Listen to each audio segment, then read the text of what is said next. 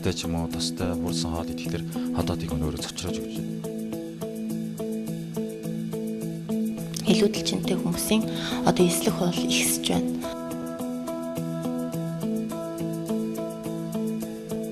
Өглөөдөө нэг хоол идээд, оройдоо бүртээ нэг хоол идээд, өдөрт нэг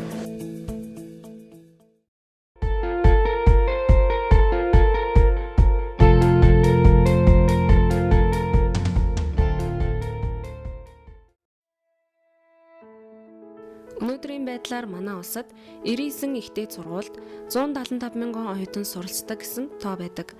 Хамгийн буруу хоолдог хүмүүсийг насны бүлгээр навч үзвэл залуучууд тэр дундаа оюутнууд дийлэн хувийг эзэлж байна. Эрүүл амьдралын хэв маяг нь хувь хүний хөдөлмөрийн болон нийгмийн итэх, сэтгэл санааны доктортой орчин, ажиллах чадрын өсөлт зэрэг нийгмийн таатай орчин бий болгодог. Гэтэл ихтэй сургуулиудын оюутны 2 хүн тутмын нэг нь зөв хоолтын талаар тодорхой мэдлэггүй, буруу хооллох зуршилтай байгаа нь оюутны сурах чадварт бодит хор нөлөө үзүүлж байгаа юм а.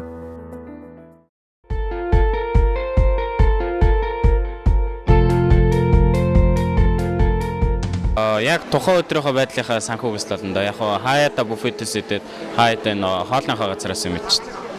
Би өнөөдөр эрүүл хооллохыг ирмэлзээд ерөөдөө бол кола уух, тэгээд дээрэс нь элдв фаст фуд бидний хэлж нэрсээр түргэн хоолыг бол идэхийг бол зогсоосон. Яг шарсан рамаг, бургер, тэгээд кофе цайдрал. Би өдөр тутам эрүүл хооллож чадаад байдаг хүн биш. Гэхдээ би өдөр тутам эрүүл хооллохыг хичээдэг. Эрүүл мэндийн яамнаас өнгөрсөн онд ихтэйд сургууль суралцаж буй 180 оюутнаас тэдний эрүүл хоолтын талаарх мэдлэг, дадал зуршлыг тодорхойлох зорилгоор судалгаа хийжээ. Судалгааны хамрагчдын 54% нь өглөөний цагаа удаггүй, 83% нь тогтмол хооллож чаддаггүй гэсэн дүн гарсан байна. Иймээс бид зөв зохистой хооллох дадал зуршилтай болж эрүүл амьдралын хэм маягт суралцах нь хамгийн чухал зүйл тооцогдож байна.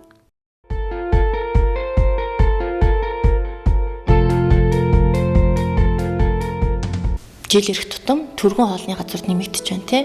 Тэгэхээр энэ маань хүмүүс одоо түргэн хоол маань маш их даалд өгөх тус даалд давсыг агуулдаг. Энэ 2 хүн тутмын нэг нь илүүдэлжинтэй гэсэн байгаа. Тэгэхээр 4 хүн тутмын нэг нь таргалалттай. Энэ бол маш их өндөр тоо байгаа. Тэр жилээс жилд энэ илүүдэлжинтэй хүмүүсийн одоо эслэх бол ихсэж байна. Ер нь бол түргэн хоолны агуулгад хүнд бол ерөөдөө тос өөхний хэмжээ нэлээд ихтэй тийм ээ. Хайрсан, хуурсан, тостой тэгээд 1-р 3-ын төрлийн юмнууд одоо нүүрсний агуулмж хитрхийн өндөр байдаг учраас ходоодны ололоор үйл ажиллагааг нэлийн хэмжээнд дайчилдаг. Тэр нь хитрхийг ялангуяа оюутнууд хитрхийг үзэж явж хагаад хитрхийг хамттай ч юм уу тостой хуурсан хоол идэхлээр ходоодыг өөрөө цочроож өгч байдаг. Ходоодны хөвчлэн өрөвссөн.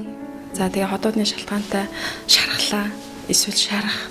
Ямар нэгэн байдлаар ходоодны талаас авир илэрсэн хүмүүс л үзүүлнэ надад. Эрүүл зөв хооллохын тулд нэгдүгээр ходоодоо чочроохгүй, тийм эрүүл хүнсний бүтээгдэхүүн хэрэглэх хэрэгтэй. Тэгээд манайхан ч нөгөө хоол аяг хонж хэрэглэдэг шүү дээ, халааж. Тэр бол бас нэг ходоод өргөсгөх нэг хүчин зүйл нь болно. Манай нэвтрүүлгийн баг оюутнуудын өдөр тутамдаа хэрэглэдэг хоол хүнс болон түн зарцуулж буй мөнгөн дүн судлах, тэдний зөв хоолтын талаарх мэдлэгийг тодорхойлох зорилготойгоор улсын хэмжээнд үйл ажиллагаа явуулдаг 5 ихтэй сургуулийн нийт 100 гаруй оюутнаас авсан судалгааны үр дүнг та бүхэндээ танилцуулъя. Та хөвчлэн өдрийн хоолоо хаана иддэг вэ гэсэн асуултанд нийт судалгаанд оролцогчдын 47% нь сургуулийн зоогийн газарт гэсэн бол 40% нь сургуулиас гадуур, үлдсэн 12% нь гэртээ иддэг гэж хариулсан байна. Мөн сургуулийнхаа зоогийн газраар үйлчлүүлдэг оюутнуудын 43% нь өдөр бүр үйлчлүүлдэг гэсэн бол 48% нь 7 хоногт 2-3 удаа үйлчлүүлдэг байна. Харин үлдсэн 8% нь 14 хоногт 2-3 удаа үйлчлүүлдэг бол 1% нь огт үйлчлүүлдэггүй гэсэн хариулт өгчээ. Түүнчлэн судалгаанд хамрагдсан оюутнуудаас өдрийн хоолндоо хөвчлэн ямар төрлийн хоол идэх талаар асуухад 54% нь бууз хуушуур, пишги зэрэг ширхэг хоол идэх гэсэн бол 40% нь бургер, сэндвич, бэлэн гомин зэрэг түргэн хоол иддэг байна. Харин үлдсэн 6% нь порцийн хоол, гурилан бүтээгдэхүүн, амтан зэргийг сонгож иддэг байна. Тэгвэл эдгээр хоолндоо дунджаар хэдэн төгрөг зарцуулдаг вэ гэсэн асуултанд 54% нь 3-5 мянган төгрөг зарцуулдаг гэсэн бол 27% нь 1-3 мянган төгрөг, 10% нь 5-8 мянган төгрөг зарцуулдаг гэсэн тооцоо гарчээ.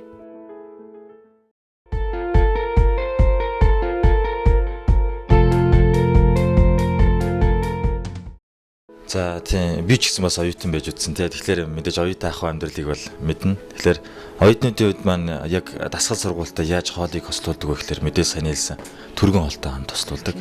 Тэгээ хайрсан хуурсан айгүй даршилсан одоо хайрсан хуурсан халуун ногоотой тийм хоолнууд бас их одооч учрах хүчин зүйл болно. Нэг бол манайх ч бас нэг дор айгүй их хоол идэнэ. Огцом өлсөж явж байгаа гинтгийн хоол идэнэ. Тэр нь бас нөлөөлөх хүчин зүйл тал. Яг амьдралынхаа зөв хүй маягт орохын тулд яаж хооллох вэ гэхээр зүгээр л энгийн гадуур явж байгаа л будаа мах ногоо зөнгөсөөд гэсэн үг шүү дээ. Тэр энэ ямар хоол вэ гэхээр зүгээр энгийн бидний гадуур хооддаг одоо дэвтэлч гэдэг юм уу тийм ээ гулайш гэдэг юм уу иймэрхүү хоол эсвэл зүгээр л ногоотой ямарваа нэгэн шилтэй хоол. Голчлон ер нь л буфетнээс явах шуur бууз бүргэр мөрөг тэгэл янз бүрийн юмнууд тэн ширкэн түргэн олнод л гэдэг юм даа. Тэгээ өдөрт нэг ороод нэг 2 пишкэгээр эдийн засгийн дэмжиж ялах юм да. Ясаа хотодод уран туссан ч хотодны шарахтай гэж гарсан. Тэгэл одоо тэгээд өөрчлөлийг хичээндээ тэгэл. Монголын хувьд шугад эрүүл мэндээр би хахрахыг хүсэхгүй байна. Тэгмэлхээр би өөртөө цаг зав гаргаж тодорхой хэмжээгээр би өглөө босоод эрүүл хүнс өөрийнхөө дуртай идэхийг хүссэн юмнуудаа би бэлдэж ирж идэхийг хичээдэг. За ерөнхийдөө хичээл ихтэй үед бол сургуулийнхаа буфет руу ороод кафе руу ороод хоол идчихдэг шүү дээ. Тэгээд түргэн хоолнуудаас нь хөвчлээ авчтэй. Тийм. Тэгээд бүүргэр хөвчлээ ер нь бүүргэр чизбүргэр л ер нь авдаг та.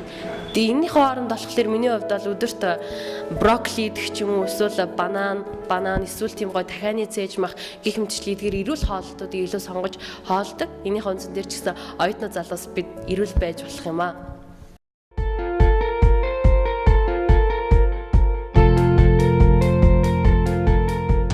Ер нь л оюутан залуучууд өдрийн цайнд хооллохдоо зүгээр будаа мах ногоо эсвэл гэрээсээ хоолоо бэлдээд явж болно шүү дээ.